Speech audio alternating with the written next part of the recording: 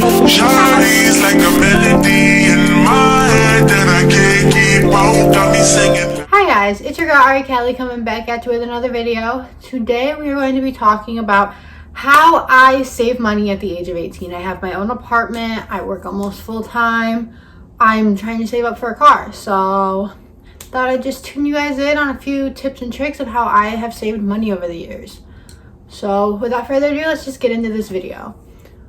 So I do work at Walmart now. I used to waitress. So when I was waitressing, I had a system for saving money. I was clearly living at home still, and then when I was at school, I wasn't like paying bills or anything. So I didn't have to pay like rent or anything like that. So the way I would save money was I would save my hundreds and keep any, like if I made $110 in tips, I would keep the $10 from that night and put the 100 in my bank account. I would always put my checks in the bank, and then I would put the hundreds of my cash in the bank and then keep what was left over.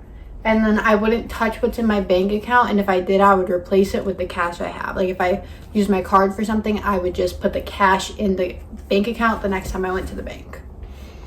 So clearly I can't do that anymore. Like I get paid in a check, I don't get tips. So currently working part-time. I'm not going to school. I work 35 to 40 hours a week. I get paid bi-weekly, which does make things a little more difficult, but it also does mean I get a fat check every other week. I get paid $14.80 an hour, so I get more than minimum wage. It's not as much as I used to make serving, like in the season, like in the off season, of course, it's more because you don't really get customers. But like right now, I would be making a lot more serving. So you have to, I cannot stress this enough, plan what you're going to do with your money. I know it's difficult. I know we're teenagers. I know we want to go out to eat. We want to go to the movies, whatever. I know we can't do a lot of shit now because of COVID, so it's easier to save money. But then there's online shopping and all of that. And it's really difficult. I struggle with it sometimes too, but I tell myself, I need a car. Like whatever you're saving your money for, just tell yourself you need that. You need that so much that you are not going to spend your money on stupid shit. Like you can still spend your money on stupid shit. You just can't spend all of your money on it. So I make lists of like, I have notes on my phone and I'll say this paycheck. And then everything's online for Walmart. So because I get paid bi-weekly, a week before I get my check, I can go online and check like my pay stub and see how much I'm going to be getting in that check. And then also I'll check that, and then I'll be like, all right, I'm making this much. I need to pay rent. I need to pay electric. I need to do whatever. And I'll make a list and I'll see how much money I'm using for everything. And then I get my schedule 3 weeks ahead of time. So I'll know what the 1 week will be in my pay stub. And then the next 2 weeks I can calculate. I do the math, and then you have this calculator that I found that like takes out the taxes from your check. So it's like if I'm making $1,000 this month, then I'll make like $913 or something. I don't know, that's just random. But like it'll take out the taxes for me. It's not an exact number, but it's close. So that way I can get a good estimate of what I'm going to be making my next check, and then I write that in a little thing with a question mark because I'm not 100% sure. And then I'm like, all right, so I need to do this with this money, this with this money. And because I get paid bi-weekly, one check is usually used for rent, and then the other I use to save. So the way it works is my checks usually range from like $800 to $900 every other week. So my rent is $600. So if I get an $800 check, I have to pay $600 in rent. That leaves $200 extra dollars. So that's not enough for me to put away. So what I'll do is, because I have one check where a big chunk comes out, and then I get the rest for whatever, like if electric needs to be paid, groceries, if I want to go out to eat, like just little stuff like that. And I'm still decorating my apartment, so I'm still like buying stuff. And then the second check of the month I use to save. So I make sure saving $500 a month is an important thing. So what I do is at the end of each month, like I need to have at least $500 saved. Whatever I have in my bank account at the end of this month, I'm adding at least $500 to the next month, and I'm not touching it. So right now I just started doing this because I've been buying furniture and stuff for my apartment still. And I figured that was more important than trying to save my money and buy it little by little. So I've just been buying everything. So I have all of the big stuff bought. So that way I just have to focus on the little things. So I'll be able to save while buying the little things. So I make sure that the saving $500 a month is one of the important things I do. So rent out of one check, rent and electric out of one check, and then saving $500 out of the other, and then groceries and whatever I need for my apartment. So it is tight. I'm not getting a lot of like money to go out and do things, but there's also not a lot of stuff I can go out and do right now. Like if I wanted to go out to dinner, I could. I don't have a savings account. I know a lot of people will recommend getting a savings account, but I just have really bad anxiety and I hate going to the bank, and I hated making my account to begin with. So then going in there and talking to them and to make a whole savings account, I just don't like that. And then you can only like overdraw from it so many times. Like the system I have, it's like it's my savings, but it's not really a savings account. So it's in my normal bank account. So if I really do need the money for something, I can take it out without any penalties against me.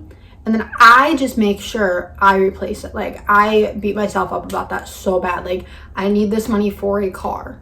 So I cannot take it out. Like I want to have my license by the end of winter because I don't really know if I'll feel comfortable taking my driving test in the winter. If I can, that's great. If not, I'll wait till spring.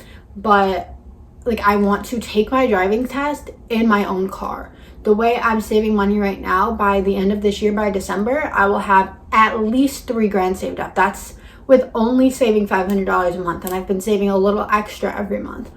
And now that I have all the big stuff bought for my apartment, I don't really have to, a lot of like, if I have like $200-300 extra from each check, like that's on top of saving the $500, that's like $400 to $600 extra dollars that like I'm not just gonna like blow. So I can up the amount of money I'm saving every month. Like I think next month I might try to up it to $600, and then if I can do that and still have extra spending money, up it to $700, and just keep going until I hit a limit where it's like I'm struggling, I don't need to save this much money, I'll be fine.